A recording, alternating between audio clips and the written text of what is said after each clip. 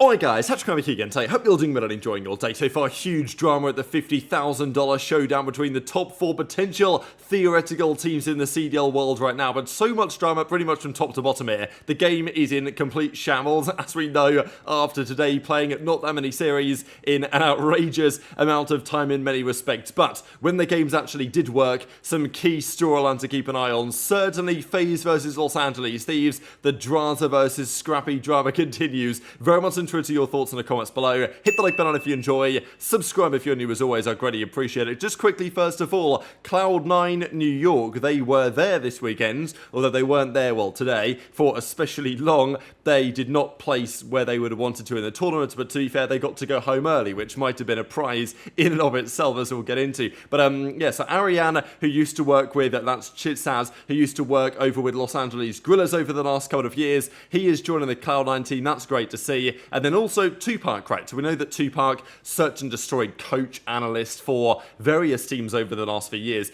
pretty much started out with the Chicago Huntsmen back in MW19. He was there for a year or so. Then he went to FaZe and oversaw what was a very impressive search and destroy stretch for them. Of course, it's always difficult when you're a guy like that, when you are a search and destroy kind of analyst or specialist or whatever, because how is that actually translated to success? The only way you're going to get vouchers is from the players, because, you know, and the players, they might be good at search already. I mean, FaZe's win rate with Tupac, with their search and destroy coach, was pretty damn good. But FaZe are also pretty damn good themselves. So what would their record have been without him? You never really know what sort of impact he had. So it's kind of difficult maybe to justify that to a new employer, but clearly Cloud9 think there's some upside there. So, and I think there should be, to be honest. Tupac is no doubt one of the best search and destroy minds that we have had in COD. So that's an exciting prospect. Is it going to do much for them? That is another question, because yesterday and still today is the Kaysen Showdown. Now, this venue might remind you guys of one. I think it was it the Founders LAN or whatever it was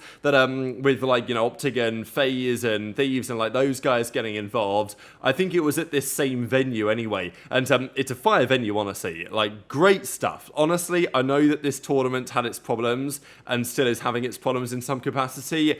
But wow, what an excellent job to actually make this happen, right? To get all the players there in the same venue. I will say, when I first saw this tournament announced, I actually thought it was going to be like a 2-day tourney. I know that it makes sense to make it as a 1-day because the costs are way lower if you do it 1 day than if you can do it in a day rather than do it over 2.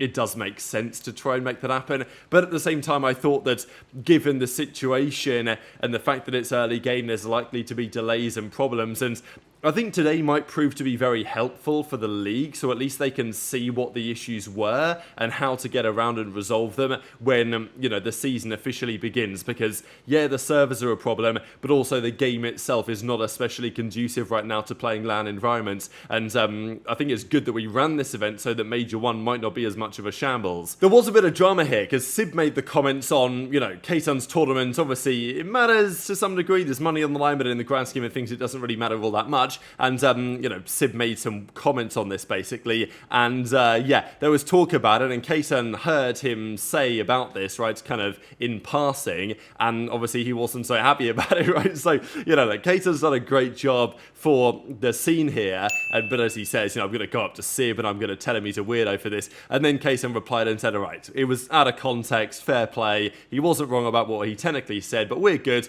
I shouldn't have reacted. We move on. It is what it is. But, yeah, I think Kaysen was getting asked a couple of questions here, like where does he want to try and take this, because I think he feels like as a part team owner and having good connections in the other media space, certainly with other content creators, he's in a position to help these tournaments happen. And honestly, it's borderline a miracle that he's been able to get the 4 teams in the league that are theoretically 4 of the best teams, certainly the 3 best on paper anyway, come together to play a CDL event in some way before the CDL season begins.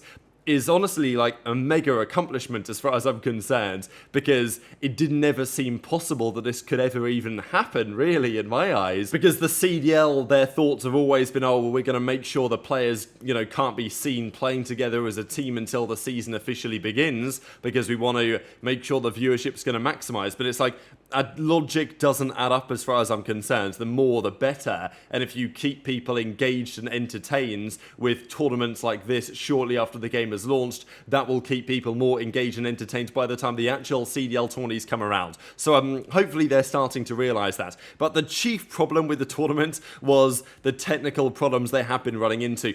Primarily the private match stuff. So apparently, according to Believe in the replies, what is largely going on here is that you go into a private game, someone's got to set up the classes or set up the settings basically to make the game work. And when they're doing that, if anyone else in the lobby does anything, if they switch teams, if they change their class, if they go to the firing range or whatever, it's a problem and it breaks the lobby and they have to reset things. So I mean, there were meant to be 6 series today. As of recording, one of them is still going on, and it's taken like 15 hours to go through a set of series. It's been honestly kind of a disaster, and as I said, fair play to Cloud9 getting out of there early on some capacity, but of course people still want to win, and Scrappy's like, wow, this game is a joke.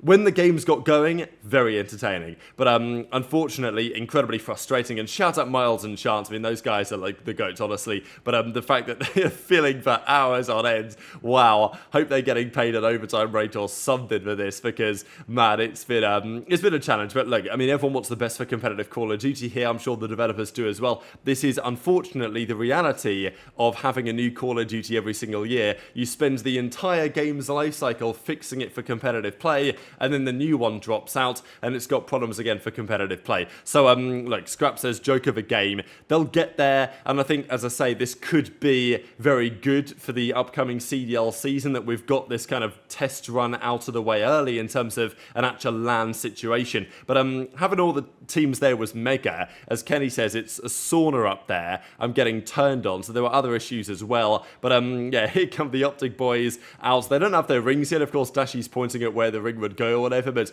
I don't think the rings are quite ready yet from the league. But yeah, the walkout, it's great to see. I'm sure the players are buzzing as well, at least. Yeah, there were problems, but, you know, to be back in the building, competing again, especially against some of the other best, I mean, man, it's been great. I've missed it, to be honest, this competitive Call of Duty. So let's get the tournament underway, I guess, and start talking about some of these series. Because OpTic played Cloud9. That was their first game.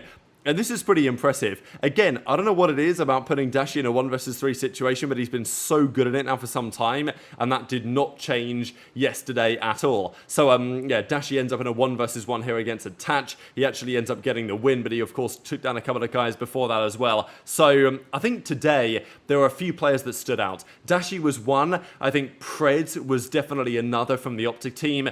On Thieves, you've got to look at HyDra, I think. I mean, he played absolutely lights out for a lot of the time.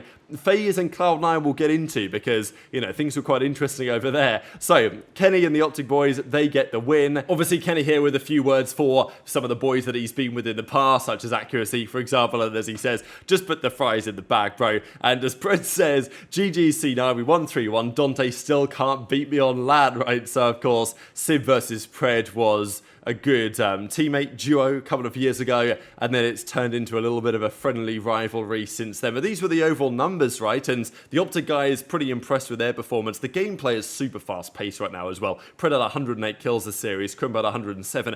Tough one for Mack, though, right? Just because the debate always is going to be on this Cloud9 team. Can the SMGs put it together at the same time consistently? The initial answer is not so sure. Mack has 69 kills, 0.68 KD. They won the search, but they lost all 3 of the respawns, and the respawns in this is just hardpoint, which generally is more fun to watch than control, I'm not going to lie. So impressive from OpTic, winning all 3 hardpoints emphatically in some capacity anyway. The protocol was very good. Again, they lost the search and destroy. They won the series.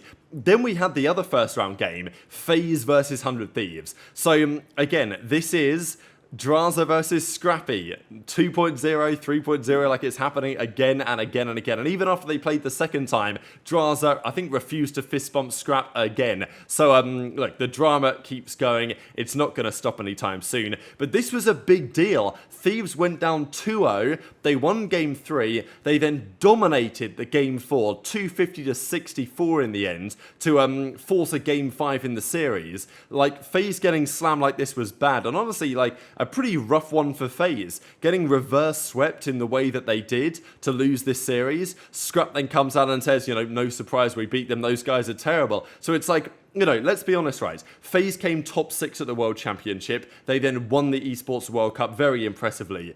But had the Esports World Cup not been a thing, FaZe almost certainly, I think, make a roster change. Cellium was convinced he was getting dropped after champs, according to rumours anyway. I think maybe someone talked to him and he said that. But then, you know, he turned up for the World Cup and, of course, they weren't going to make a change after that. But let's not forget how close FaZe could have been to making a roster change this season. So, and, you know, Scrappy still owns them, as far as I'm concerned. I mean, he kept beating them on Toronto last year, and he's doing it again now on the Los Angeles Thieves. So, yeah, 3-2 reverse sweep. Game 2 was 6-1 on the Vault. FaZe were talking some trash on Thieves on social media, but then they won the protocol, they dominated the rewind, and then 6-1 to the red card, Game 5. Cellium has a point, you know, 1.24 for the loss. It's like, you know, are we just looking at the same scoreboard again, you know what I mean? For another season, another similar trend here. But it's so early that it's very difficult to say. But the early signs were not especially great if you're a FaZe fan. They did, however, go on to take down Cloud9. They 3-1'd them. The red card and the Skyline were very dominant indeed. So, yeah, it's interesting because when scrims happen, the scrim results mean a little bit, but I don't think they mean that much. For whatever reason, when you get to a LAN situation and you just let the teams play, you tend to find that the scrim results will differ from reality, and the better teams do tend to rise to the top here. So it shouldn't really be a massive surprise that Cloud9 end this tournament in last place, in my opinion. And then we had OpTic versus Los Angeles Thieves. This was crazy, by the way, from Shotzzy. I'm not going to lie. What I find kind of crazy about this is the pros said that the AR was too good. And okay, maybe it is, but like the JackAll is disgusting. I mean, there's no doubt. I know they've changed the game recently, but like the SMG's always been good in this game as far as I'm concerned. So, you know, we're seeing some more evidence of it here. That was ridiculous there from Shotzzy, as you might well expect. And after OpTic take down the Los Angeles Thieves, they're representing 100 Thieves at this tourney, but they'll be playing for Los Angeles Thieves when they're back in the CDL. Pred was talking about it, saying, hey, people calling them the super team, like, let's not forget, sure, they put together the guys from New York Subliners, from Toronto, from Thieves, to make that team happen over there, but OpTic were, you know, they were the super team that was intended to take down FaZe when they built their roster of Pred, Shotzzy, Dashy, and Kenny, and that's Pred's point. They're like, hey, we are still the super team to stop right now. So they took them down 3-1 to make it to the grand finals. Los Angeles Thieves, of course, made it back there to match up with them again in the grand finals. We'll get onto here in a second.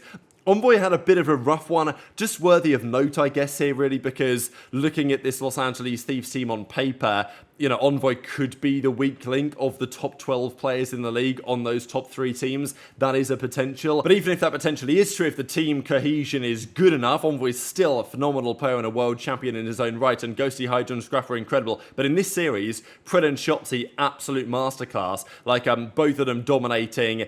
Just super impressed with this OpTic team so far, but it's not like Thieves are bad at all either, and they went on to destroy FaZe. They went down to the losers bracket, they played FaZe, they went up 2-1, and then they 100-point clubbed them again on the protocol here this time to end up taking the series and knocking FaZe out of the tournament. So this was pretty telling, potentially. HyDra had a great series here, and it's interesting from Cell. He went from having a positive KD for the loss to a neutral KD for the win, and then a negative KD for the loss here. So just worthy of note. It's so early days that I don't want to like read into this tournament way too much, but I think it still is relevant, and the drama between Los Angeles Thieves and FaZe and Drazah and Scrappy is not set to go away anytime soon. So this is the bracket as the tournament presently stands. The grand finals between OpTic and Thieves is currently ongoing, but it's taken about 1 million years to finalize the series as it's been happening. So I'm going to leave it there for now. We'll come back later today to talk about some other drama in the tournament and who the eventual champion turns out to be. So very much interested to your thoughts in the comments. Hit the like button if you enjoyed. Subscribe if you're new. Take care, and I'll see you next time. We're going to check back in after hour 3 and see how big that thing looks. Dude, reverse sweep. Yeah, I mean, I'm not surprised. Kids are bums, so. Kids. Okay, let's get the thoughts though. Feels 7 rings. Obviously the first 2 maps didn't go your way. The next 3 definitely did. What are we thinking about BO6 so far? I mean, what is the sort of big turning point there in the game for you guys? I just think after second map, we kind of said, like, we're kind of playing like 8s right now, you know, just running around, not really playing together. And I think after second map, we, you know, just play together, you know, small talk, get the small talk up, figure out where they're spawning and stuff like that, and that's what we just showed. It looked good, man. I mean, the bait and switching was really nice. HyDra had an incredible rewind. What was it like in the comms for that one? Oh my god, it was feeling nice. Being P4, I think it is, they're spawning all the way across the map is such a good feeling because when you're on the other side of that, like running down the street, you're like, oh my god, we're in hell right now. So, but yeah, no, it was definitely a fun map to play. Anything that you take away from that series, man? I mean, obviously, I talked to everyone about this. I'm like, what do you want to take away from this event? You want to take away anything aside from a win? Things you want to learn as a team, things you want to improve on? I mean, what have you guys got? Well, to be honest, I don't think we've played more with other teams than are together. We haven't scrimmed. We really haven't like played S&D besides the kickoff. So I just think trying to learn each other's tendencies, trying to work together, and we'll be good. Outside of you and Dill, it's a brand new squad, man. It's looking good so far. We're going to give you one of those. Go rest. Go enjoy the rest of the games. We've got ourselves C9 OpTic coming up in a moment.